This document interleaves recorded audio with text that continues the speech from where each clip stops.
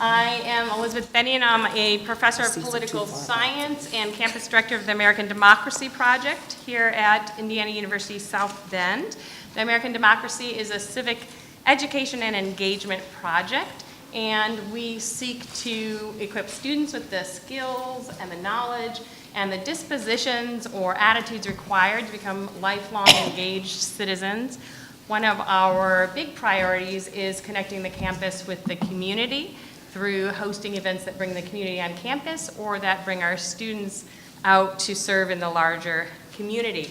And we do welcome your ideas for future events as well as partnerships. We do co-sponsor events with organizations as long as they are nonpartisan and do not endorse candidates or work to elect or defeat specific candidates. And so if you have events and are looking for a partner or place to hold them and they have to do with civic education or engagement, we would look forward to hearing from you. I want to welcome you here to this session on contacting elected officials influencing the decision makers. I want to welcome any new participants. We're glad that you're here, and welcome back those who have already participated in our previous sessions on critical thinking and argumentation, and last week's session on critical news consumption. I want to remind you all to please complete your surveys. That is how we are keeping track of you. It also lets us know who you are, how you found out about us, and get you on our email list so that we can send you information about future events. Also, we have 4 events left in the series, including this evening.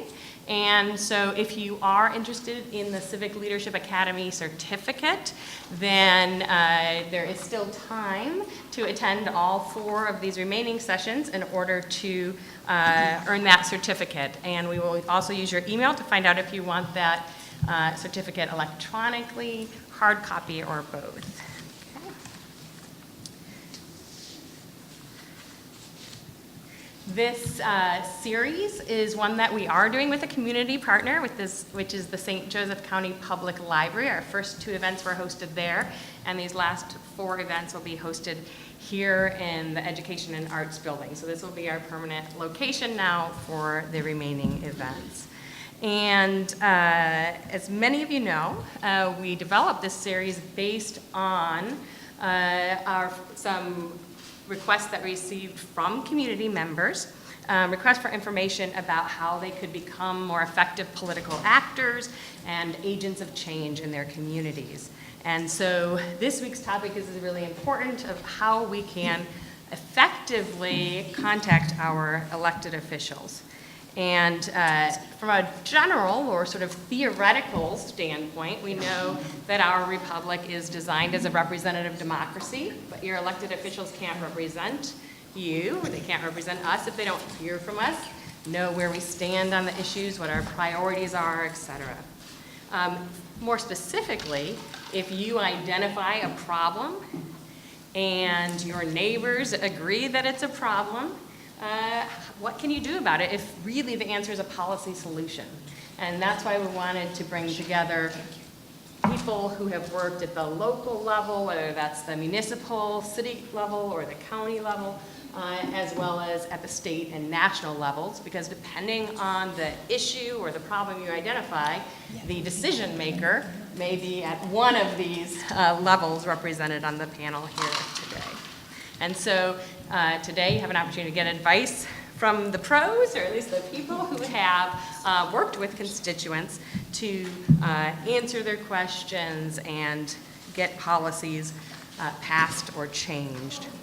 And so they're going to share with us their tips about how to be most effective. And so this will be a Q&A format, and they will share their advice with us.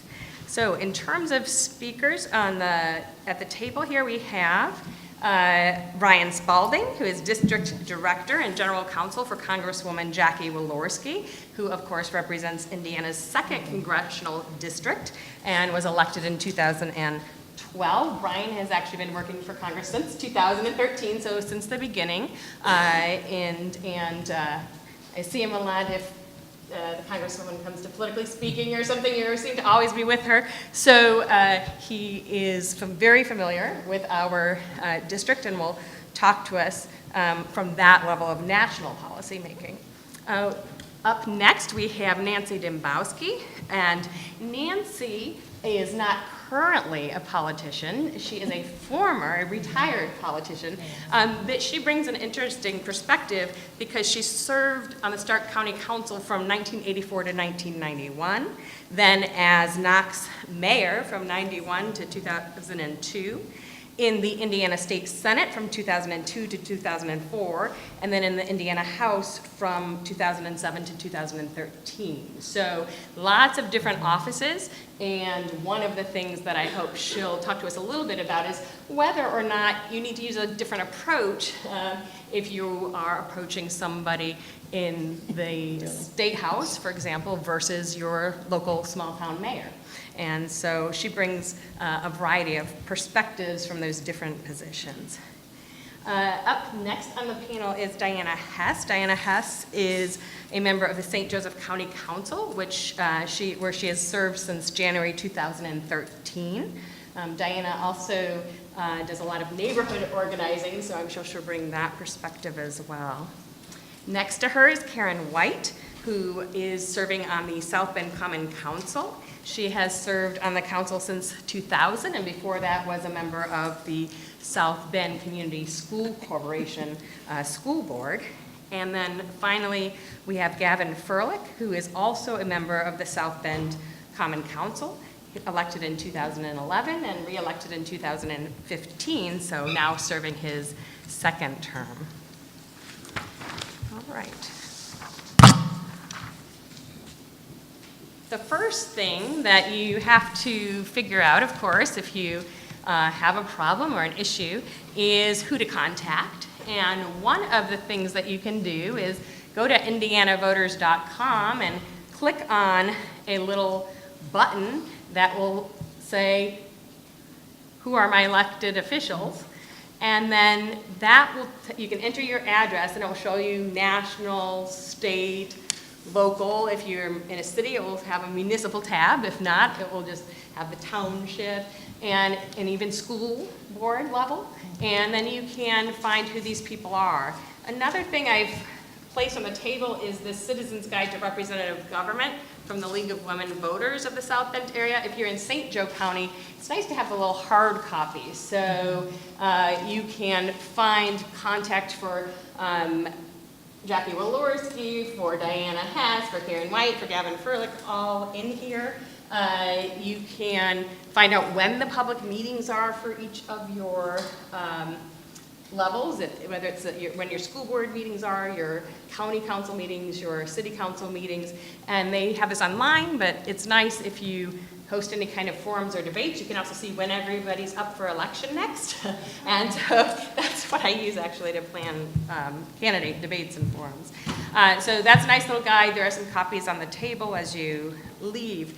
But beyond finding out who your elected officials are, I wanted to ask the panel more specifically, how can somebody figure out who to contact? If they want to know, who's the decision maker here? How can they find that out? Gavin? So when you say who's the decision maker here? So let's say they have a problem in their community, their interest, they think that their local park is dangerous, they think that there's a pothole that needs to be filled in their street is too dark and it needs some light. How do they go about trying to talk to policymakers to figure out who could help me?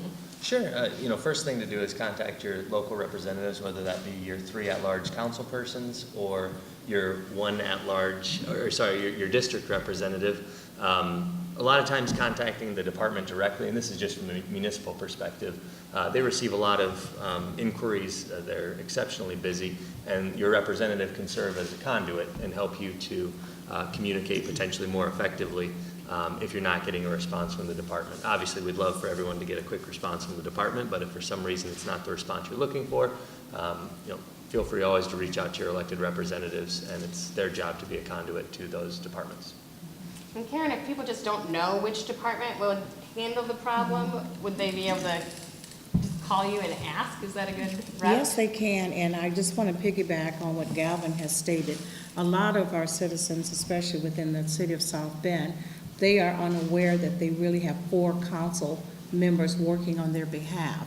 You have the council member from a particular district in which you live in. If you would like to know that district, you can go on the website and you tab down on your government under Common Council. And so again, as you begin to look at who can speak for you, if you're not aware of which department that you can contact, we have what is called 311, and you can call into that particular venue to try to reach department head. But if you cannot reach a department head, then I would encourage each and every one of you to reach out to your council person and also the 3 at-large as well, because we work very closely together, and we work very closely with administration as well. And so again, you do have individuals that are available, and we give out our telephone numbers. I give out my cell phone number. I have to give out my cell phone number because my mom lives with me, and when individuals call me, she tends to forget. And so I'm out here walking, and they said, Karen, I called you. And I said, I didn't get the message. So again, we have different ways in which we want to make sure that our citizens, that they can reach us. Now, Diana, sometimes people don't know what a county council does or which policies are at a county level. When in doubt, should they, which of you, you're all in districts, is their council member, should they just take a pick, call one of you, and you can help out, or what's the best way to try to figure that out? Well, there's a few different things they can do. There's a generic council email address, or certainly the council office phone number. And our secretary, Jennifer, who happens to be in the audience this evening, does a great job of getting that information out to us. She can do that to all of the council members if it's for everyone, or to determine who might be the best person to solve the problem. Or she can also send it to individual council members if somebody knows who the council member is they want to contact. We also have our information listed on the website. I have my cell phone up there. A lot of us probably do. So we certainly don't hide how to get in touch with us, and we welcome people to do so. And like Gavin said, it does sometimes help if you don't know who you're supposed to contact. We can certainly find out for you and do some intervention for you. And also the website, you can find out who your council person is through the map. You can put in your address, and that'll, our faces will pop up. We need to talk about that picture, but anyway. And you'll find out who your council member is for that district, because again, we all represent specific districts. There are no at-large county council members. So they can also just contact Jennifer, and Jennifer, you can tell them who's working on that issue, or contact Mark, contact Raphael, contact Diana. Always. All right. She loves helping. Nancy, what if somebody has a problem that really is a state level problem? What's the best approach that you would recommend in terms of figuring out who can solve that problem?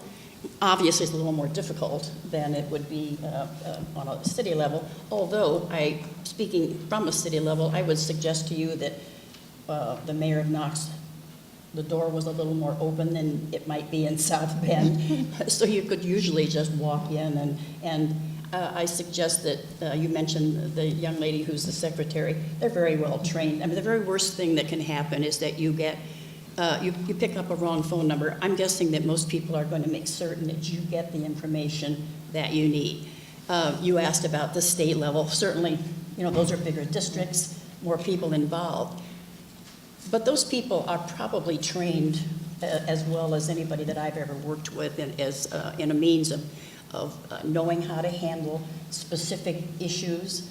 And there are booklets put out that list all of the state representatives, state senators, and their office phone numbers. I mean, there is a main number that you can call that will direct you, but you can get the office numbers. And each of us have what's called legislative assistant, very, very well trained. I mean, they do it every day, all day long, and really, I don't think you need to ever hesitate calling and asking a question, because that's what they're being paid to do, is to direct you in the right way and to get you an answer for your problem. That's what they're responsible to their representative or senator for.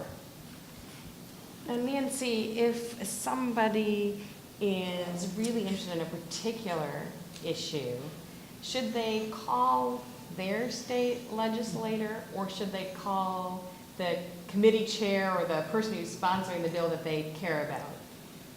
Well, I think you start with your state legislator, because that's the person who's representing you. I think you start there. I think you don't stop there. I think that you find out, first of all, you find out the author of the legislation. That's the person who's putting it out there. That's the first person that you might want to contact. Then find out who that committee chair is. But don't forget the people that are on those committees as well, because each of them has a vote. And, you just, if you can give them, actually, I think it's numbers more than anything. I mean, when you're sitting in the state legislature and there's an issue on the floor and you haven't heard a thing from anybody, you're just, I mean, I think you have the attitude that the people who put you there trust you to do what they think you should do. But when you begin to hear from people, then it's a major concern, and you understand that people, this is a little different than, it might interest you to know that probably 96% of the legislation that is in front of the state legislature, it probably passes 100 to nothing or 98 to 1. I mean, little of it is, I shouldn't say little, not as large an amount is controversial. But the controversial ones are the ones that you need to speak out about. Make certain that your representative knows that I care about this. It truly makes a difference. It truly makes a difference. And people, of course, now can go online and look up a particular topic and see what bills have been sponsored and who the sponsors are. That makes things a bit easier for us as citizens. Well, I mean, that's where you're going to get the information. I mean, that's the person that sponsored the bill. And then sometimes there are sponsors as well as the author of the bill. And so all of those people need to know your opinion is just as important as anyone else that they represent. And it sounds like if we call our own representative, maybe they might be able to talk to that chair as well, if a bunch of chair citizens. Well, I mean, even if you don't, I'm not going to suggest that you're going to get to talk to, because the fact of the matter is that they spend a good deal of time on the floor in session, so they can't always speak to you, but they do. I mean, we walk out and they hand us stacks of messages, and that's what we do, is look at them. Brian, I saw you nodding when Nancy said, just contact somebody, even if you don't have the right person, people will help you get the information. And Diana mentioned that too. And also that even if you don't talk directly to the representative, obviously national districts are huge, that they will get the message of what people are saying. Absolutely, and one of the unique parts about our office is we're open, we're pretty visible, so you can give us a call, and even if you don't know what level of government or who to go to for your problem, we're happy. We keep updated contact information for everyone. We're happy to help direct you in the right direction. And that's, quite frankly, I would say at least a third of the calls that we get every day is directing constituents to the proper person. And Brian, when somebody calls in to the office, whether DC or local, and they express a concern or complaint or support for a specific piece of legislation, or a request that Representative Walorski sponsor a certain piece of legislation, what happens? How is that call recorded, or how is that letter recorded, and what should we know about, how to really be effective in actually getting that, making sure that our call does come to our representative's attention? Sure. Regardless of the office that you contacted, and our office isn't unique. Every congressional office, House and Senate, they have a software program, and everybody's tied into that software program. So when you call in, or you send an email, or you even walk in the door, all that gets logged. That's a lot of times why you get asked to sign in, or they ask what your address is. It's so that they can find your record and add the notes or add your correspondence to that. And then once that's in the system, everyone, every employee can access that. And so if we, you know, if one of the legislative assistants in DC wants to see how many people called in about an EPA piece of legislation, they can quickly access that information. And then, you know, oftentimes the Congresswoman will ask, you know, what are we hearing a lot about? And we'll provide that in reports, or we can go to our system and pull that out, and anybody, or we can quickly brief her on what we're hearing in the district. And we frequently do that. So you mentioned she'll know what people called about.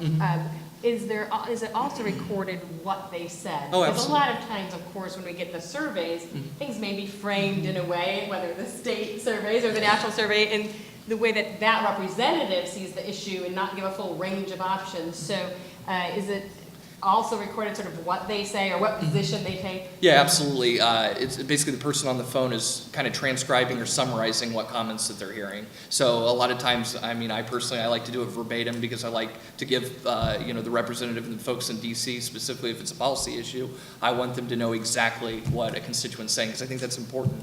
And you know, I generally don't even tone it down for language, because I think that anger in some cases, or that praise, it needs to be understood on the other end to whoever is, you know, opening up that message or that correspondence. Now, and some debate that we sometimes hear is which mode of communication you should use. Is a phone call more effective than an email? Is an email more or less effective than a handwritten letter? So I wonder, for each of you, does it matter to you, or is it more effective to have somebody stop by the office versus writing a letter versus emailing versus calling? And maybe we can just go down the line and give your perspective on that. Sure. First preference is meeting in person. Next would be by phone, actual conversation. Next would be email, and then, not that I don't read letters, but paper mail would be at the bottom of the list. That's much more difficult to reply to, because it requires me to, not that I don't have an envelope and a stamp, but it takes a little more effort, so. I would say that all the different means of contact is important, from email, personal letter, stopping by the office, asking for an appointment, and I tend to meet individuals where they're at. They want to meet me in the community. I have no problems doing that. But I think that personal contact is so important, because you have an opportunity to connect with that individual. You have opportunity to listen and to hear their concerns. And likewise, to come to the South Bend Common Council meetings. We meet on the second and the fourth Mondays of each month. We tend to meet with our committee structure that usually starts about 3 o'clock prior to the 7 p.m. meeting. And it's at that time that individuals can come and speak on any issues that will be on the agenda at that time. Then they can come back to the 7 p.m. meeting and still have opportunity to be heard as well. So I would tell anyone, utilize any means of contact that you believe would be important to make sure that your voice is heard, and to ensure that once you share your concerns, that we would get back with you as well. So again, there's just different ways to use them all. The last meeting that we had, which was when? 2 weeks ago? No, last Monday. Last Monday, we were there to about 11:45. And we started at about 3. And, but we were dealing with a very tough issue, and that was increasing our water rates. And we've had a number of meetings, and we had to make a decision. All the council members were not on board in terms of, you know, those in favor and those opposed, but we listened, and we had to take action. And the council members did not fall out. We didn't have a difficult time in regards to those who were in favor and those who were opposed. And so again, we have to learn how to listen. We have to ensure that we have the correct information. But what's most importantly, that you, our constituents, that you have many opportunities to connect, to communicate, and to make sure that your voices are heard. Diana, I wonder if you could talk about which mode of communication is most effective from your standpoint, and also if somebody shows up at all the meetings and then they contact you versus somebody who you've never seen before, does that make a difference? Okay, well, let's start with the first part. I would say if you want some response quickly, that emailing or phone calling is probably going to get you the fastest response. The postal mail sometimes lays in our boxes. We don't always stop by our council offices. It's not like we're there every day. All of us have day jobs as well. So sometimes that stacks up unless they send it to our home.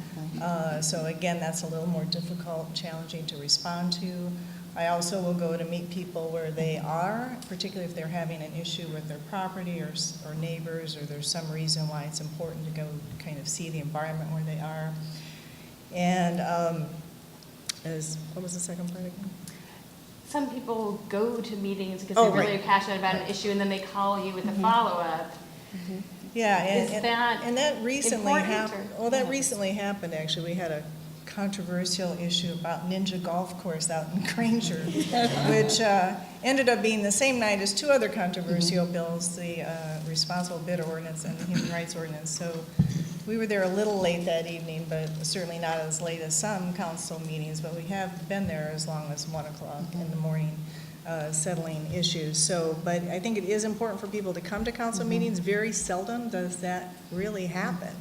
So you walk, some issues we think might be controversial and produce some outpouring of people. We walk out and there's really nobody there. And there's also the right at the county council meetings to speak at privilege of the floor, which means you can address any issue that's important to you that's not on that current agenda that evening. You get 3 minutes to do that. So I think it's a good habit of citizens to be able to do that if something is important to them. I think it helps them become more comfortable with us and for us to get more acquainted. And so I encourage people, if they call about something, to do that, to show up at meetings and to be active in that way. Yeah, I'll do that. I'm getting coaching from Jennifer. She takes care of us. Our public meeting is the second Tuesday of every month, and it starts at 6 o'clock.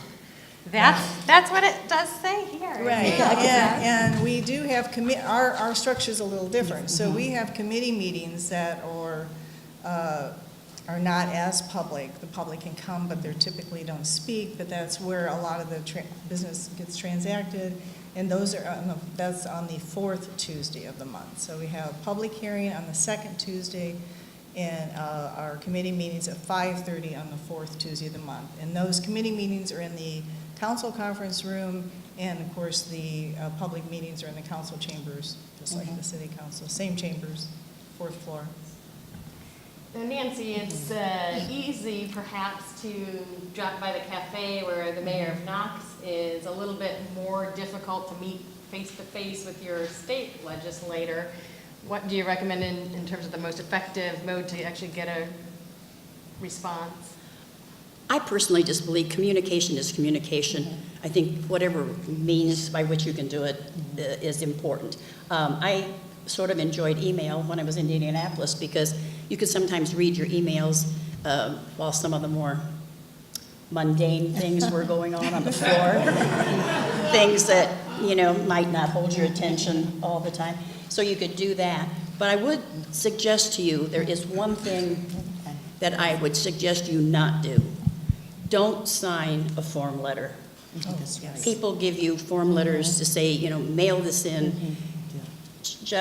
Now, I guess there's one way in which that might be effective. I remember, and I don't remember the issue, to be honest with you, but there was one where they were bringing in petitions and form letters, by the box load and piling them in the hallways. Obviously that got people's attention, what is that issue?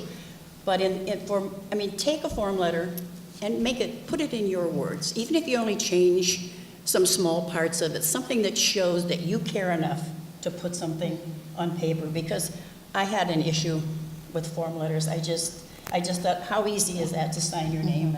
And so, but any communication is a communication between you and the person who's representing you and is speaking for you while they are in that office. And whatever means you use to communicate to them, they need to know that. Okay, Brian, advice for the best way to contact a member of Congress or his staffers, and also Your opinion on those form letters? Well, funny, on the form letters, they're treated the same in our office, so whether it's a form letter or a regular letter, we're gonna count that. Well, that was just a Yeah. personal And I thing. understand that completely. I was an intern at the State House, and that was kind of the philosophy of the members I worked for as well. You know, I think that anytime that you can establish a relationship, so that face-to-face is obviously important. And, you know, anytime anybody comes into our office and wants to meet with a congresswoman, if she's not available, I'll take that meeting, and it's something that we're happy to do. Our door's always open. And so I think that that's probably the most preferred method. But, I mean, email, all the other forms of communication work great too. A phone call works great. If you're nervous talking on the phone, leave a message after hours. A lot of people take advantage of that. I would say the one thing I would say in regards to U.S. mail is if you send it to D.C., that gets security screened in another state before it gets brought into D.C. as a result of the anthrax scare and all that stuff. So if you want your letter to get there quickly, I would recommend sending that to the Mishawaka office. But you know, we're set up in such a way that we can handle any type of correspondence sent to our office, and everything's logged. And don't put anthrax in it. Yes, absolutely. Words to live by. Okay, so it goes in the same database, but we'll get there a little quicker. And that's useful to know. Now, what about tone? You know, some people feel like they don't want to be too mousy, they want to be assertive, they want to be passionate and show you how important the issue is. Is there such a thing as being too assertive? You know, does it matter? Is there a certain tone not to take if you want to be taken seriously? Sure. Yeah, it can be powerful, but always make sure it's respectful. The second that comments become disrespectful, I usually tend to tone the rest of the comments out. So, you know, if it's powerful, that's fine, but make sure it's respectful. And also, to your point of, you know, is it good to see people consistently? If someone shows up consistently to meetings just to complain, and they're never out in the community doing anything positive, it's really difficult. You still listen to them, right? They're still a constituent. You still listen, but it's so much more to see people who are out in the community doing really good things, no matter what they are. And then if those individuals come to a council meeting, express a concern, or you know, express favor for some type of bill, you know, that's taken a little bit better, in my opinion, than someone who just shows up to complain all the time. But first and foremost, a respectful tone is always the best way, I think, to get people's attention. Okay. I think that, you know, individuals, they're passionate, and they take to heart issues that really impact them on a personal level, those in which they come in contact with. It's always been my policy to be as respectful as possible, to be in a position to listen.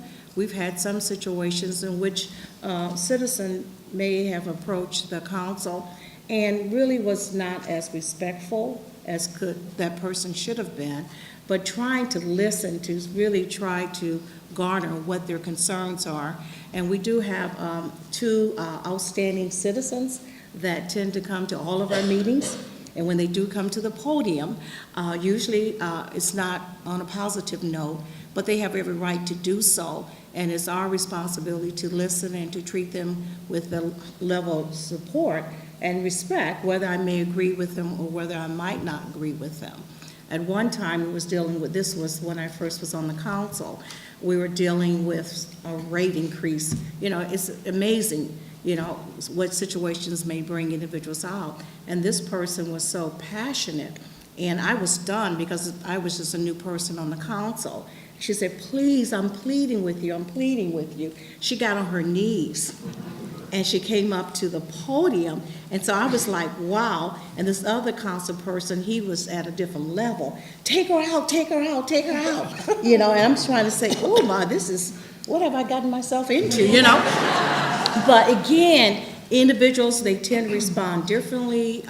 They're passionate, they have their viewpoints, and our responsibility is trying to navigate all of that to really be able to make a decision that's best for all of our citizens, but also to treat those individuals who may have some difficulties in expressing themselves. So one point that does raise, if somebody is chronically complaining about every issue, you might not take them quite as seriously as somebody who only comes to you about specific issues. Is that a concern? Can you overdo it, Diana? Well, I would think you could, but I wanted to make a quick note based on Gavin's comments to some neighborhood people I see in the audience, that this is a reminder that your neighborhood associations are very powerful and that working together in the neighborhood association and with other neighborhood associations, if you go to the council, they know, the city council, they know you're out there in the neighborhoods working, trying to make things happen in a positive way, so they're more likely to listen to what you have to say. So that's my little plug for neighborhood associations in the city. But I think respectful is really the key word that everybody, that's one that I had written down, that I think is important. I understand passion. I myself get very angry and irate about different things, but, you know, keep that amongst your friends, you know, and by the time you go and talk to an elected official, I mean, we are human also. Most of us just trying to do a good job. And be as responsive as we can. And for every one person who has one set of beliefs, you're going to have 2 or 3 others that have another set of beliefs. So we're hearing from all different sides of these issues. And it's important, if you don't want us to zone out, as Gavin referenced, to keep the tone respectful and to also come prepared to have some facts and some really credible evidence to support your case. Yes, Nancy. We used to call those people citizens against virtually everything. The cave people, that was what we called them. And that does lose its impact after a while. But I would also suggest to you that know your subject, know what you're talking about. Sometimes you hear rumors, we all hear rumors. Well, we're living in the world of fake news, I guess, but you hear so many things. Make certain that what you hear is accurate. I mean, you can go before a board or a group or a council and you can oppose something that you've heard that one of these ladies was opposed to, and it may not be accurate. Make certain you research everything. Look up all the facts and the information so that when you go before anyone making an issue and asking them to listen to your side of a story, make absolutely certain that what you're saying is an accurate claim. You don't waste anybody's time that way, and you certainly can make, people will listen to you if you do that. I think, as you said, it is an inherent right in our society for people to be able to tell. I don't think you'd want to be a representative of anything if you couldn't hear from people and know what they wanted you to do in an important issue. Especially when you get to the state level, there are some pretty big issues going on. I mean, we had, buildings full of people demonstrating and those, you can't go through those and not have them make an impact on you. And so we just have to keep in mind that it is everyone's right to do that. And we can gain from it as much as you can. Because I remember a specific issue, and I won't go into a lot of detail, but you get things in front of you sometimes that you think, how could anybody be against this?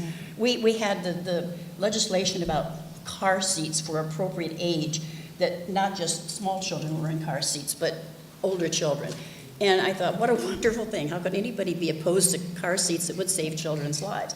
And then we started hearing from mothers who didn't have room in their cars for all these cars. There's always a side or an issue that you may not have thought of. So it's your responsibility as citizens to make sure they hear that. That's great. Brian, at the national level, of course, there's a lot of lobbying on every side of the issue, a lot of people trying to break through and make their voice heard. What should people keep in mind when they are talking with a staff member or talking with the representative herself? I think it piggybacks on what everybody else has said here. I mean, if you want to have a productive meeting, you need to be respectful. And I mean, generally, I think everyone in life is more apt to maybe give your perspective consideration if you are respectful rather than hurling insults or being downright rude. So you can be respectful and yet disagree with a specific policy. You can be respectful and forceful at the same time. That's right. Absolutely. Now, what about joining with other people and coming in a group? And Nancy, I know, I believe at the end of your term was the whole right to work debate, for example. You had a lot of protesters filling the Capitol. It may or may not make a difference ultimately, but is that particularly powerful versus one person or people individually contacting legislators? Well, certainly just the total number of people for whom it had an impact, I think, was important. It was a a difficult time, and it was some of it we didn't even spend in Indianapolis. So I just can't impress. I mean, people who are talking about something like an issue like right to work, it's so important to their life. It's so important to what they experience every day. It just impacts on you how the decisions that you're making that affect other people. Now, what about the most creative or effective contacts you've had? Maybe somebody who brings an issue to you you hadn't even really thought about, wasn't on your radar, didn't plan to tackle, but they really stood out to you for some reason because of the approach they took to getting your attention. I wonder if anybody has a story along those lines of something that you'd say, that really made a difference. You want to share? I just happen to have one. When I first went to Indianapolis in the Senate was a time when Orange County was attempting to get legalized gambling in their county. Small county, no industry there. They were desperate. They needed jobs. I would have guessed that the chances that they would have ever gotten that passed by the General Assembly would have been slim and none. And those people you remember this? Those people came day after, they had a group of people, I think they may have changed from day to day. They had groups of people who came day after day after day, and they left oranges and orange candy and anything orange. Seriously, it was on your desk every single morning. They were in the hallways. They were handing out. That must have gone on for months. It took a long, long time. And today Orange County has a casino. I've just never, ever forgotten it. It was just so impressive. They were so dedicated, and they weren't going to give up. So respectful but dedicated, I guess, would be a good way to say. Mine was are much before more your boring. time, maybe? I never received any candy. You heard about it. I think that'd be effective, but no, I'd say for almost any piece of major legislation that I've helped sponsor or co-sponsor has been the result of individual meetings. So this a lot of times comes from people I've never met before, but they reach out and then they follow through. You'd be surprised at the number of people who send you an email, say, I'd love to talk to you about this, and I say, here's my cell phone, call me anytime, and I never hear anything again. But people that are really passionate about an issue, that follow through, have meetings, and then are willing to work alongside you as well to get things done, that's been the most effective in mine. But if you have oranges or something like that, I love it. It's a great citrus fruit too, so that doesn't hurt. For me, it was, I never thought of this, having chickens, backyard chickens. And so it was this lovely couple, and that they have a large family, and they had the cutest kids I've ever seen. And so for 2 years, they would come before the council. They would, in their newsletters or their emails or their letters, they were talking about backyard chickens. And I said, oh, not in the city, that's unheard of. Who would ever think about that? And why is this important? And so they kept coming. They were working with other neighborhood associations. And then we heard from the other side, the fear of having, chickens in one's backyard. And so because of their commitment and the individuals that they were able to partner with, that ordinance was passed in 2013.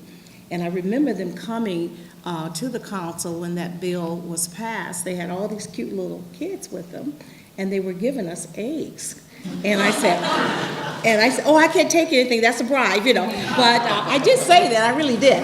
And so, but that was passed, and the fear that other individuals had in regards to the impact that was going to have in their neighborhoods, it really was not a major issue. And I think even till today, we've not received any negativity in regards to passing that particular ordinance. And when it first was brought to our attention, I was like, I can't do that. You know, we live in the city, you know, but that was a very unique approach. Well, thank you very much. I've had an extra chore this week since my husband and my 4 children went to Wisconsin for spring break, and so I've been left to collect all the eggs every day. Never mind, that's someone else's job. Diana? I really can't think of any creative approaches other than I'll kind of echo what Gavin said, that people who have an interest in passing certain legislation, I think they work better if they're organized and they have their arguments well laid out, and again, they're not necessarily duplicating things through form letters or just saying the same thing. Nothing makes some of our council members' heads explode more than hearing the same thing, speaker after speaker after speaker at the microphone when we have people up there speaking. So I think it's important to kind of organize your thoughts and organize how you're going to present things. So, and then we had to deal with recently country chickens, as Raphael would call them, with the animal ordinance, which I'm not sure if that was effective approaches to passing legislation, but we finally got where we needed to go with the country chickens, because they were upset because now they couldn't have as many chickens in the country as we could have in the city in South Bend. So there seemed to be some disconnect there, so, but we just finished that process. Brian, anything stand out in your mind? Just to piggyback, I mean, if you come, you're prepared, you know your information, so that we're using time the most efficient and effective way possible. I think that's going to be the most creative and effective way to get your message across. And generally, the people that I love to meet are people that, you know, they've got handouts for me. They're making an argument for how it impacts them, not just a loose statement, but giving you actual, real figures, something that you can really take back to your member and log as, you know, this is how it's affecting constituents. I think anytime you can do that, it's going to be a good meeting, regardless of the level of government you're at. In the first session, we talked about the difference between anecdotes and actual data or evidence, but it sounds like one of the things you're suggesting is the stories about how it affects you are important, as well as having the facts and figures. Okay. We do want to get to your questions in just a few minutes, so I'll ask just a couple more things and then we'll turn it over to you. What is the best way to build a relationship with your representatives? And do you have, it sounds like we already have some advice for one-on-one meetings. Come with your facts, be respectful. But what about citizens who say, I want to build a relationship, but I feel like I can't get through, or I feel anxious. I don't know what to say. I don't know what to do. I'm afraid I'll look foolish, and I'm just uncomfortable contacting an elected official. So, Gavin, maybe we'll start with you. What could you say to people who maybe feel a little bit nervous about trying to set up a one-on-one meeting, or they want to get to know you, they want you to know them, but they're not sure how to go about it? Yeah, I mean, it's, at the local level, it's easy just if you're out and about in the community to run into your elected officials and hopefully as a result feel more comfortable. Certainly, I don't think I give off much of an intimidating presence, but you know, you could always bring someone with you to the meeting who has a prior relationship, but you mentioned how do you build that relationship. That's just how you build any friendship, right? You get to know people, you share common interests, you you know, back to doing positive things. If you're out in the community and you're doing positive things and you're working to really make the community a better place, your elected officials are going to take note, and they're going to be there alongside you. So you're going to develop those relationships as you go. But yeah, I guess if you're, you know, intimidated, feel free to, you know, reach out via a friend or have a friend accompany or have someone else represent you at some of those meetings. Karen? Okay. I would encourage them, most of our districts, we have neighborhood associations, and they are very powerful. And so I would try to connect them first with a neighborhood association. And that what we have done is that we're coming out into the community. A lot of times it's very difficult to get to the county city building. Parking is always a problem. So that we are really doing our best to go out into the community to make ourselves available, but also to be at those places in which citizens are at so that they can see that we're human, that they can speak with us, and that we will respond to them. But I think that in terms of having individuals who might feel intimidated, I just think that we have to do our best to hopefully help them feel comfortable. Say, I'll meet you where you would want me to meet you at. Let's have coffee. I can meet you at the library. Just having those places within their neighborhoods that they feel comfortable, and then at least they can find and see that we are human as well. I guess I would just echo the comments of Gavin and Karen, and certainly I tend to meet more people like a Chicker Cafe Yes, than I do in my council office. So being out and about in the community is important, and to let them know. I don't think any of us really give off an intimidating air, and I think that the more local the politics is, the easier it is to develop that relationship. As you get a little bigger districts, it's a little hard when you have the whole 2nd congressional district to build some of those personal relationships. So. Actually, most people who are willing to run for office are pretty outgoing people, people who like to meet other people, who like to talk to people. Just please don't be intimidated. I'm certain there are people out there who can make you feel that way, but I never knew many of them in the state legislature. I mean, they need your vote when the next election comes up. And I can't imagine that you need to be intimidated that they would ever be rude to you. I would certainly hope not. But once you introduce yourself to them, if you be honest with them, tell them an honest truth, understand the problem that you're dealing with, and be willing to listen. Oftentimes people will come to you with an issue, and they want you to hear their side, but they're not too anxious for you to, in turn, tell them the reason why you might be supporting something. So be willing to listen and be willing to talk over a situation. We've lost the art of coming together in the middle. We need to find it again.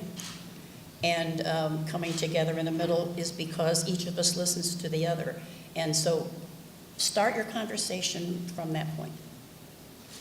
Brian? Well, I would just add, I mean, as far as anybody that's anxious in an office setting, don't be afraid to, if like you're very nervous to like read a letter, or if you need to bring a friend for moral support, by all means do that. You know, we understand that sometimes that can be kind of an intimidating process, and we do whatever we can to try to eliminate that. And I mean, the other thing, you know, as far as congressional district, obviously it's expansive. You know, 750,000 people. You know, we try to get as many people in front of the Congresswoman as possible, but don't be afraid to create those relationships with staff members. You know, we're always, you know, I'm predominantly in the state of Indiana. You know, I'm always happy to meet with people, and you know, we can establish that relationship, and then, you know, whenever we have an opportunity, we get you a meeting with the Congresswoman, and a lot of times I might be able to get you an answer just as quick, if not quicker, than the Congresswoman, because I'm here and I see you more frequently, or I interact in the community with you more regularly. So don't be, never be afraid to reach out to our office and ask for a meeting. That's what we're here for. And the first person you're probably going to reach is a staff member who's been trained to treat you well and to handle your problem and to take information from you. So, you know, they want to impress you as much as you want to impress them. Absolutely. Okay, so we have about half an hour left for your questions for our panelists. Beware of the guy who puts his hand up before she even announces. And unless anybody has anything to add, anything? No. Okay, so we'll start first with you then, David James. I want to describe a situation. Well, you were almost talking about a situation that was almost as severe. But during the Vietnam War era, when many of us who took a very principled and strong stand against the war realized that our elected representatives were in the pockets of those who were supporting the war and making a lot of money out of it. It's almost as if it was the same situation as when you people decamped from Indianapolis because things were so difficult. So you get a situation where perhaps the only alternative to get some attention from your legislator is nonviolent disobedience, or filling up the jails, or filling up the halls with shouting, screaming union members, or shouting, screaming anti-abortionists, or whatever. Sometimes the situation is so, the advocacy is so powerful that that's the only thing left. I'd like to hear, from you all on that subject. What did you feel like when you had to get up and leave? Well, it wasn't the answer ultimately. Yeah. It just prolonged the issue. It cost me a lot of money because they fined us and, we had to pay it.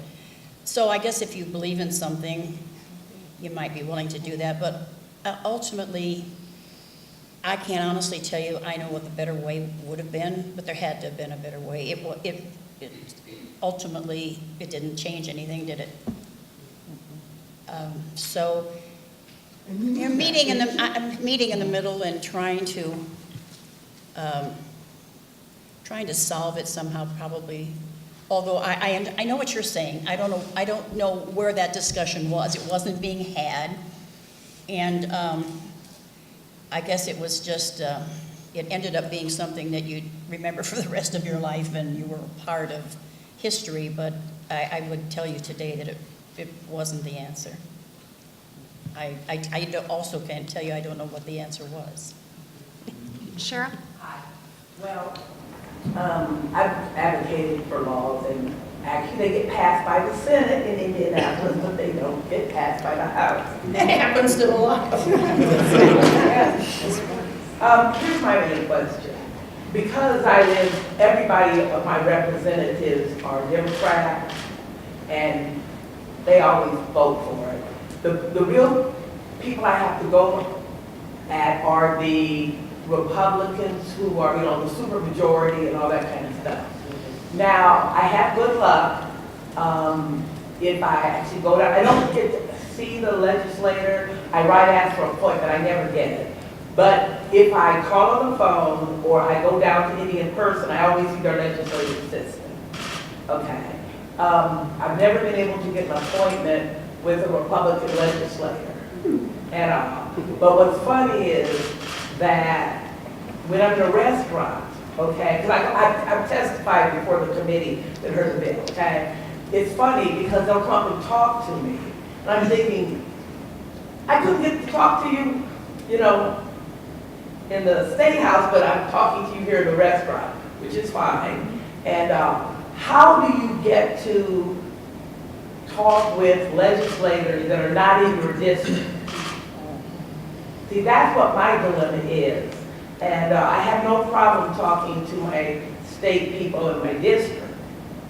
And I need to talk to the person in Orange County.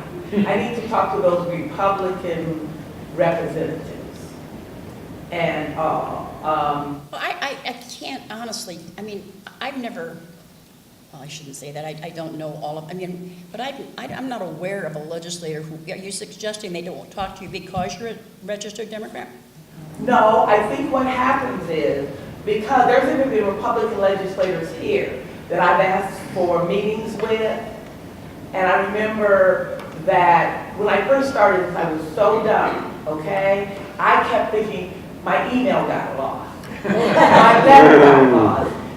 He didn't get my phone call until the woman knew my voice so well, she said, sure, I assure you that Representative so-and-so gets everything I send you. Okay, and this was over like a 3-year period. And then I stopped and I went, oh, I think he doesn't want to meet with me. Imagine that. And she smiled and said, I assure you, every letter, she repeated it, okay?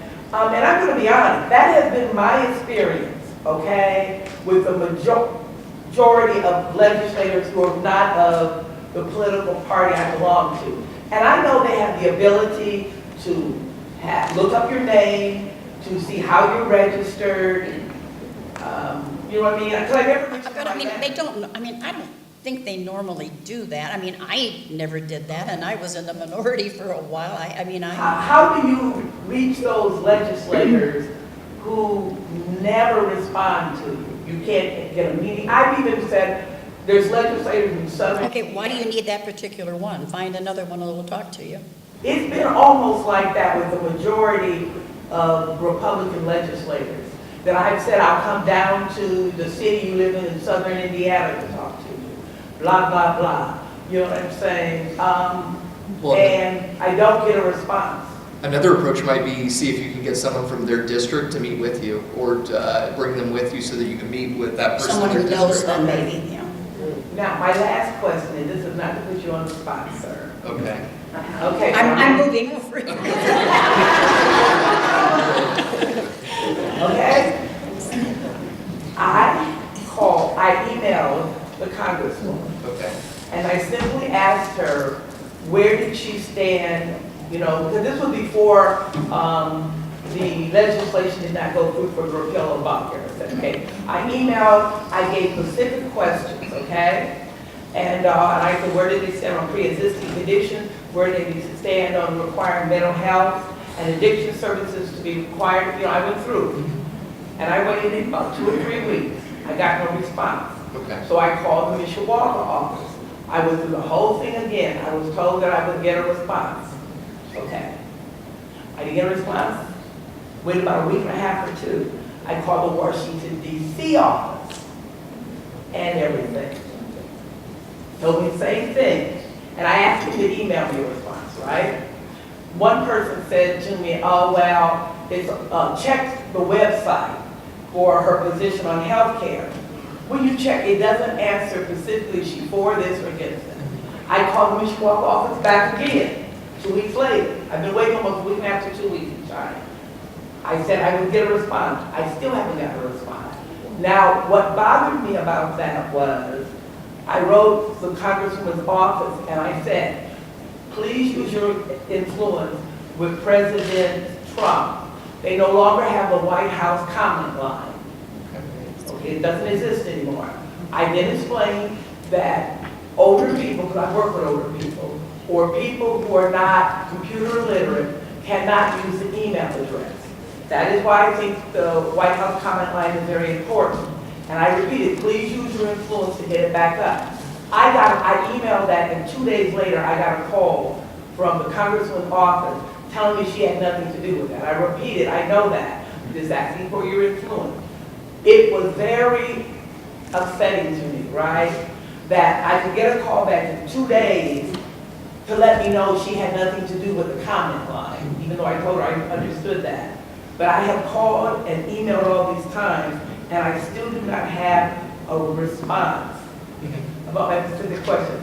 I was tempted, if it hadn't rained, and I had bad arthritis, to get my picket sign, to go out there and picket in her office, and I'm somewhat savvy, having learned over 5 years to advocate for my bill, okay? To make sure I call the Tribune and every reporter in town. So my question generally is, not just dealing with you, but when you can't get a response back after I've done all I've done, what's the next step? Well, I apologize that it's taken so long, and I'll be happy to grab your information afterwards to see if I can get. I think based on one of the things you explained is you had several questions in your letter, and so I get the feeling that you're going to get more of a personalized response versus, someone that says, what do you stand with a particular issue? If it's something that we're getting routinely, it's pretty easy to fire off a response. Just like you made the statement, you had asked a question that we didn't have jurisdiction over, and you got a quick response. It's because the person in D.C. that handles all the mail and correspondence and does they're called legislators legislative correspondent, it's much easier to triage those easy responses quickly to get your mailbox down. When you're asking more technical questions, they have to run that by, obviously, the policy expert and the congresswoman to get approval, and so that takes a little bit longer. And as you can imagine, healthcare being a hot button issue, we received quite a bit of correspondence.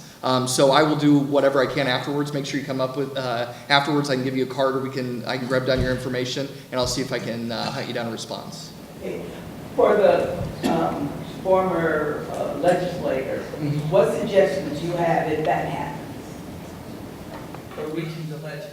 Well, I've never been on the national scene, so I really don't know, but I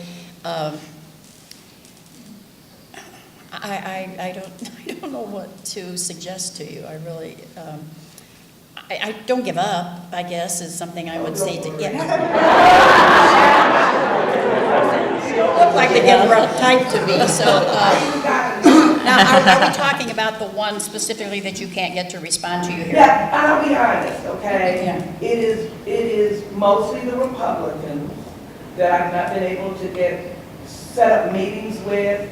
And, the only way I get any information is I email them, and then I will call their legislative assistants, or I go down to Indianapolis to talk to their legislative assistants. And you know how it works, you sit outside the door, Yeah. you tell the man, and you sit in that little chair, and someone comes down. Okay. We have a question in the back. My question is specifically for Diana. Okay. Thanks, Therese.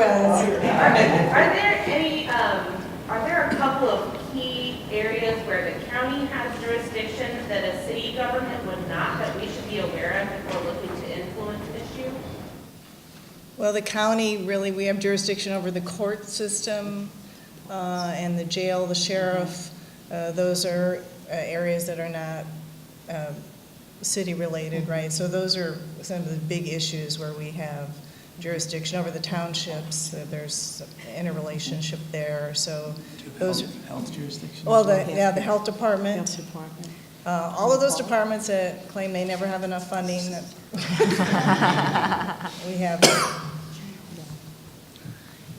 Yes. Nancy, your resume is very impressive, by the way. Thanks for all your service, and you definitely must be respected by your constituents to be able to, so to speak, move up the ladder. Did I hear you say that at the state level, we'd be surprised how much legislation passes or doesn't pass with almost 100% of the vote? There's so much every day, I'm trying to find the right word for it. I used the word mundane a while ago. I don't know that that's exact. Just things that things that have to be fixed, or things that are just non-controversial, just things that maybe a law has been passed and there's something in it that is not quite the way it needs to be, just to fix it. But even other issues. I mean, just things that are part of the state workings and budgets and things. There's so many bills. I mean, I hesitate to give you a percentage because I'm not, but I'm guessing, we always used to say above 90%. I mean, yeah, above 90% where you would just go in and it was on the calendar, and there was, obviously there's still the same discussion and back and forth in the front of the chamber, and the votes are still taken and the votes are still recorded, but I mean, there's so many that are like, obviously in the House is 98-2 or 93-7, those kinds of things. So the controversial ones are really in the minority. Thank goodness. So this bipartisanism that exists at the state level definitely doesn't exist at the national level. And well, I'm not exactly sure that that's, I don't mean to imply that that's necessary. I mean, it is bipartisan, but it's not bipartisan because of political philosophy. It's bipartisan just because they're the things that we need to do, keep the state running, that kind of thing. They aren't very controversial. Yeah. But, and keep in mind, I have not been in the legislature since 2012, and there's a supermajority there now, and it might be somewhat different. I don't know. But I think for the most part, it's still that way. Last year, I think Representative, or Senator Mishler said 97.5% of Okay. legislation. It's even that higher passed through than the I- Senate passed bipartisan. Yeah, I mean, it's just the things that have to be done to make sure our lives run like they're supposed to every day, that kind of thing.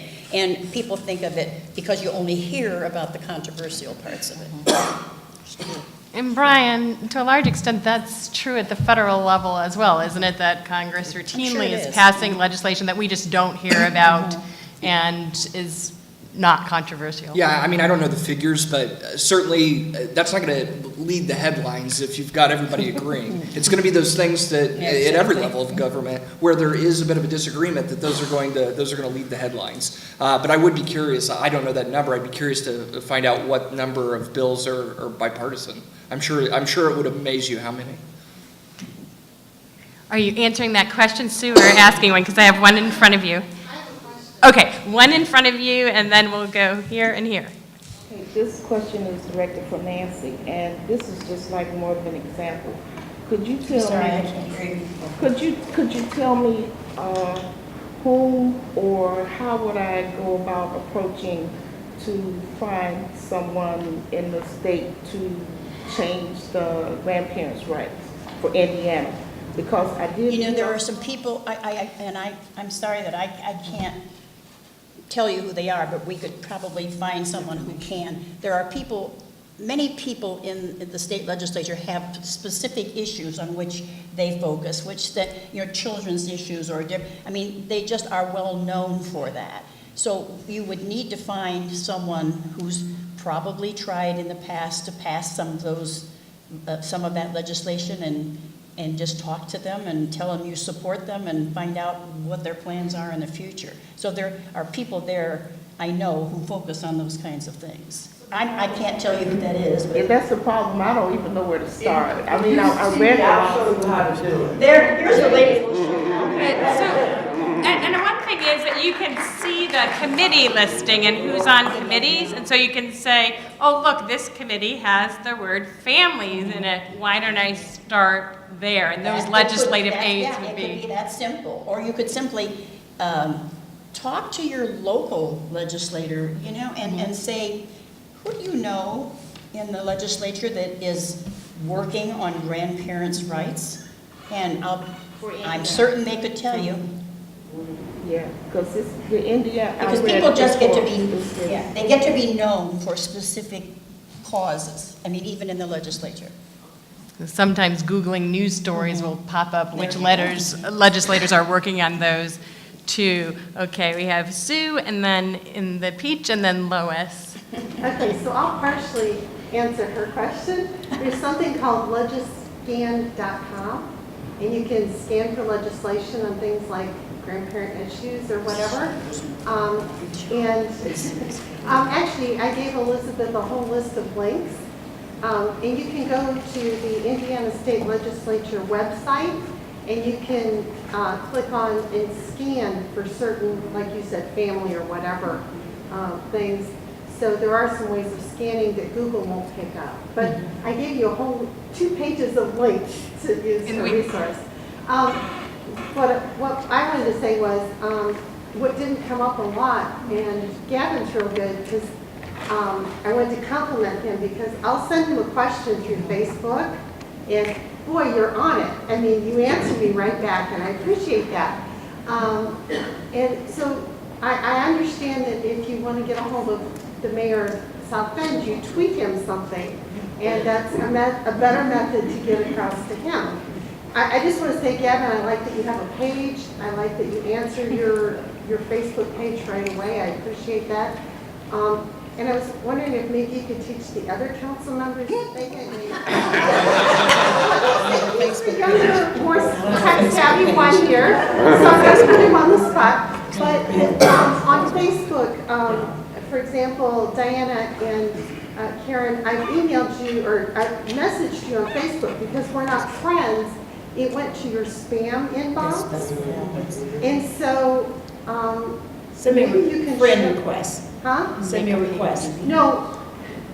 Well, I know, but the point isn't, you should just be able to answer something without a friend request. I did send you, actually I did send you both friend requests. I'll follow up with that. But there is a second email box for requests. And so I wanted to say electronically, I think there's a learning curve on both sides. So, yeah, if you can't get through with email, try Facebook, or even commenting on a comment on Facebook, even if they don't answer back your message request, and tweeting to the mayor. Whoever said that, tweet to the mayor. Yeah, I just wanted to say something in support of our friend who is trying to have a breakthrough and reaching legislators she's not been able to. And just share that I think one of the most frustrating things is that when you get upset enough or concerned enough to write a letter, you would like a serious response. And when you get a response that either refers you to the legislator's website so that you can see the position, or you get a letter that says, this is the way I'm going, what that communicates is that your opinion does not matter.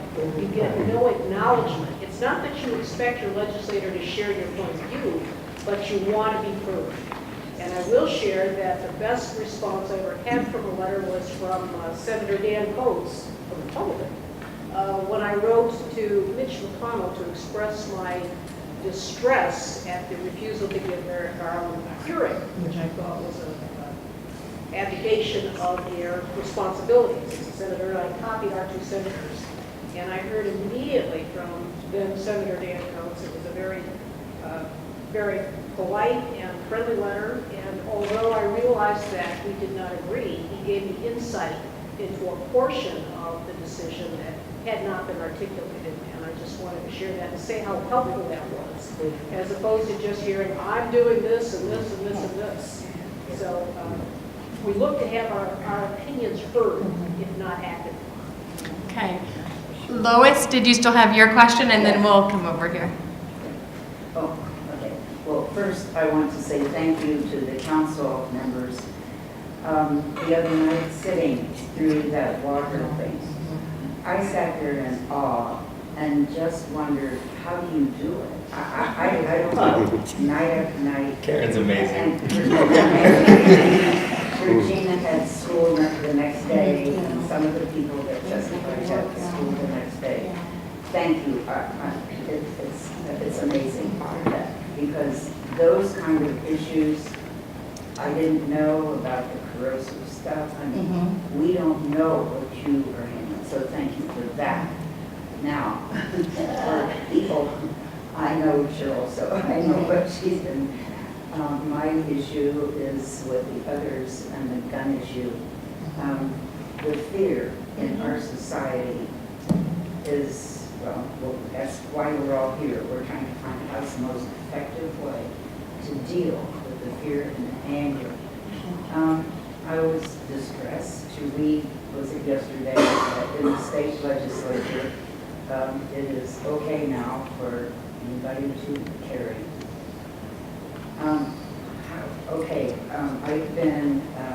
I've walked the halls of Congress in Washington. I've sat in their big couches.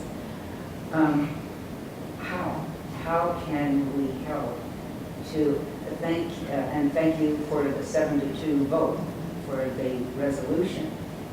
What can we do to help that resolution get through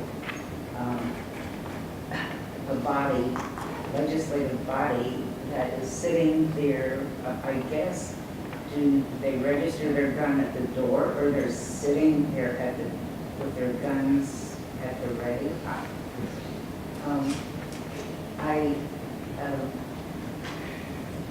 And everybody that knows me knows I'm not trying to take away those guns that are, not for use for what is on the street. I'm concerned about on the street and how they can go to a 4-H fairgrounds. I was a part of a prayer group who stood at the grounds some years ago with our signs that, at a gun show. Then we went to the board of the 4-H fair and say, aren't 4-H, what does that stand for children? And it's money. The board needed money to have the fairgrounds for people to enjoy. So how do we go forward more than what the leaders have been doing? I'm glad you saved the biggest question for last. The State House is not a very safe place. You know, they have certain doors you can go in and out, but you know, they have those great big wooden doors and they open up and they stay open for what, 3 or 4 or 5 minutes, and anybody can just, you know, walk in. They always talked when I was in the legislature about a lot of legislators legally, you know, carried guns. I wouldn't know what to do with one if I had it, and I never felt terribly unsafe, but I guess I could understand, but I don't know how giving people more guns is going to solve the problem. And that's not an answer to your question, I know, but what more can you do to help the resolution go on to pass there too? Because I just voice your opinion. I mean, if they, and I know I've got. The gun lobby stops, but 80% of Americans want reasonable gun safety. And Congress failed to do their job. What do we do as concerned citizens? Can I just say something? You have to educate people, and this is no disrespect, but oftentimes it's people who feel the same about the issue, talking to them. I learned that when it came to the bill I've been working on, okay? And so you mentioned Knox County. I've been down and I would find people in Knox County and we were diabolically opposed, okay? I'm a flaming liberal, they were a flaming conservative. Okay.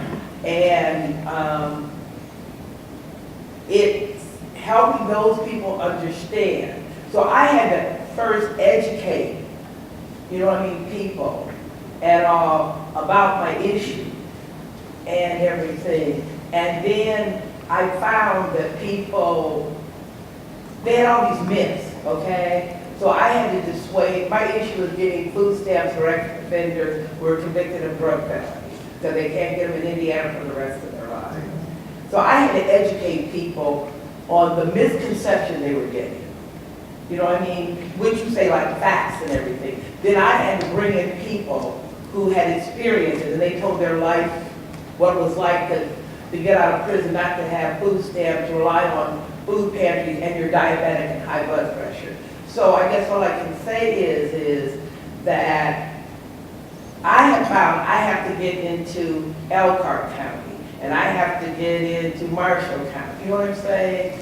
And talk to the people and everything. And then I'm able to get them, when I send them an email like I did this time around, they wrote, so they sent me a copy of what they wrote to their legislator in that county, who happens to be Republican. But I used to think it was an easy issue to understand. Okay, we have a couple more questions we want to try to take really quickly. The gun issue is definitely a complicated one. It's a little bit different than some others in terms of looking at public survey results that might lead you to believe that certain legislation would pass that doesn't, et cetera. That could be a whole nother, panel. But you've been waiting for quite some time. It's just a real quick thing, an observation regarding not wanting to see form letters, which I understand. I would like to point out that quite often, that's what I get back when I do contact the legislator. Whatever I said, no one is. She says, yes, what she said, and I should repeat the questions for the recording, but what she said is regarding an elected official's desire not to get form letters, that she would like to point out that that's what she gets back when she writes is a form letter. I don't have an answer. There's no answer, but I want to put that out there because. But you're right. You get sick and tired of even bothering when you know what you've written and you've taken the time, whether it's via email or, physical letter, and you've made specific questions like another person used before, and you get back boilerplate that has nothing to do with what you wrote it about. At that point, I'm done even trying with that person. So I'm trying to point out that it's a two-way street, and if we really want to get past bipartisanship, or lack of bipartisanship, I should say, there has to be a better conversation, and it comes up. And that's where it starts. Okay, I am going to extend our time for 5 minutes to take these two quick questions before we leave. I want to just, reaffirm too, I've gotten lots of form letters back from my national representatives in response to particular questions, and it is frustrating. How do we get past the lobbies? How do we get heard? How do we as citizens have our voice count as much with no dollars? I have no dollars to buy any influence, to take anybody out to dinner, to try to get my voice heard. I can't say, this is Karen and she feels this way about an issue. I can't be running ads on TV and YouTube saying, call Joe Darley and tell him to vote on Gorsuch. Okay, I can't do that. I don't have, the American Heritage Foundation or anybody backing me. I don't work for a think tank. I'm a citizen and I'm not being heard.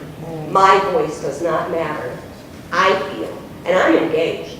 I'm an activist. I'm calling, I'm writing, I'm reading the legislative notes, I'm looking at the committee members, and I don't feel like my voice as an individual person, as a single voter, as a human being, as a citizen of this country and of this state, that I don't count as much as the NRA or somebody else who's got deep pockets, who can buy insurance, or, and it's upsetting, I'm sorry, I'm trying to be respectful. I am passionate, but respectfully, I'm tired of it. And you say like, well, what the most recent national election was because people weren't being heard. That hasn't changed. That person who got elected didn't hear me, but that's a whole other story. That hasn't changed, and it's extraordinarily frustrating. Citizens United can just, I can't even. Corporations are not people, and people we want to be involved, we want to be engaged. I hear about voter apathy, just like when my kids were in school, I heard about parents on the fall night class, I was in there, talking to the principal every week, trying to get information, trying to advocate for my kid. This is my country. I love this country as much as my kids, if not more so, because it belongs to them too. Brian, this must be a frustration you've heard before and that you all talk about in terms of how to get away from, despite the large volume of mail, personalizing it or getting back to people or making people feel heard. I know one of the big controversies locally has been Representative Walorski's decision not to hold regular town hall meetings as a way to collectively hear from people. I wonder if you could talk a little bit about what you try to do to address this concern, and also why not take a more group-based approach? Well, I mean, anytime that our staff obviously meets with constituents regularly. Whenever the Congresswoman's in town, we try to meet with as many people and pack her schedule as full as possible, meeting with constituents. And again, I'm happy to meet with you if you want to set up a meeting. We can talk for a half hour, and I can try to address a lot of what you said because you packed a lot in there. One of the ways that we try to separate, quote unquote lobbying organizations is part of having that software and being able to look up the actual constituent and log what their individual concerns are. And I understand with form letters the frustration there, and I'll say it kind of to defend the state as well. When you're getting as much correspondence as you are at the state level, and they only have one employee, one legislative assistant that they're sharing with 5 other people. We've got 14 total, but not all 14 aren't dealing just with constituent matters. You've got a couple of folks, and you got 750,000 people you're trying to respond to. It's sometimes difficult to answer those individual questions, and sometimes you do that shotgun blast. And the biggest thing I can say is if you're not happy with the letter that you get, feel free to call our office and see if we can give you some sort of a clarification. And it's my hope that we will be able to. And again, I'll offer myself as a resource. I mean, if for some reason you have a question you're not satisfied with, an answer that you're getting asked for me, and I'll do my best to get back with you to give you the best answer that I can get you. Okay.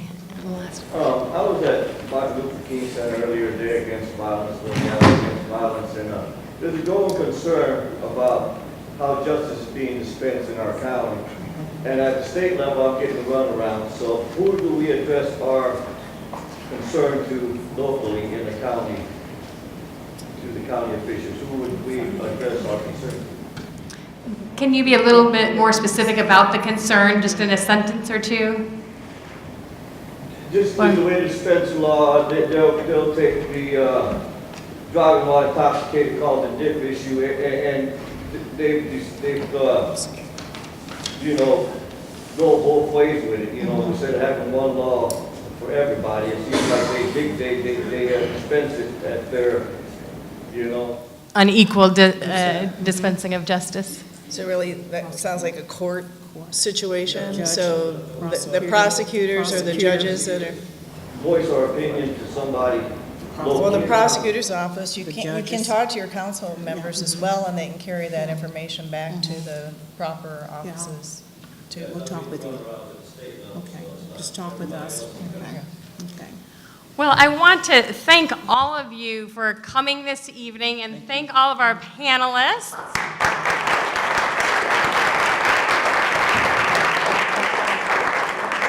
Next week, we will talk more about the local, state, and national legislative process in detail so that you can really see where you can effectively intervene when a particular piece of legislation is being considered.